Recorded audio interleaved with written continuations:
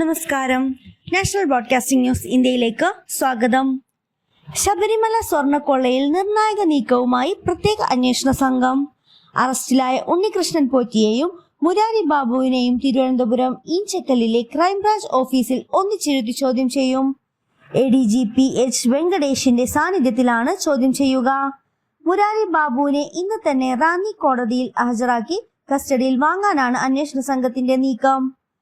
സ്വർണ്ണക്കൊള്ളയിലെ അന്വേഷണം ഉണ്ണികൃഷ്ണൻ പോറ്റിയിലും സ്വർണ്ണപ്പാളിയിലും മാത്രം ഒതുക്കരുതെന്നായിരുന്നു പ്രത്യേക അന്വേഷണ സംഘത്തിന്റെ ഇടക്കാല റിപ്പോർട്ടിനു ശേഷമുള്ള ഹൈക്കോടതി നിർദ്ദേശം.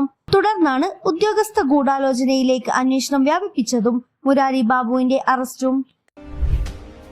ഇടുക്കി വട്ടവടയിലെ കലുങ്ക് സംവാദത്തിൽ വിദ്യാഭ്യാസ മന്ത്രി V ശിവൻകുട്ടിയെ പരിഹസിച്ച് കേന്ദ്രമന്ത്രി സുരേഷ് ഗോപി. നല്ല വിദ്യാഭ്യാസമുള്ള വിദ്യാഭ്യാസ മന്ത്രി വരട്ടെ എന്നായിരുന്നു പരിഹാസം. വട്ടവടയിൽ ഇംഗ്ലീഷ് മീഡിയം സ്കൂൾ വേണമെന്ന നാട്ടുകാരുടെ ആവശ്യത്തിലായിരുന്നു കേന്ദ്രമന്ത്രിയുടെ മറുപടി. തനിക്കെതിരെ നിരന്തരം വിമർശനം ഉന്നയിക്കുന്നയാളാണ് സംസ്ഥാനത്തെ വിദ്യാഭ്യാസ മന്ത്രി.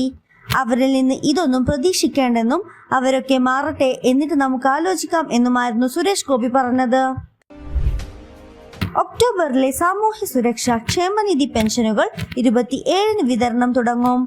ഇതിനായി 812 കോടി അനുവദിച്ചതായി ധനകാര്യമന്ത്രി KN ബാലഗോപാൽ അറിയിച്ചു.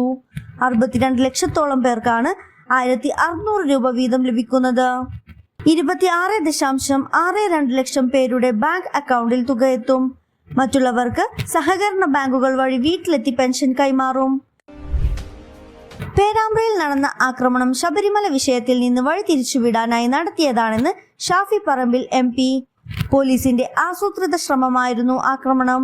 പോലീസിൽ നിന്ന് അകന്നു നിൽക്കാനാണ് പ്രവർത്തകരോട് പറഞ്ഞത്.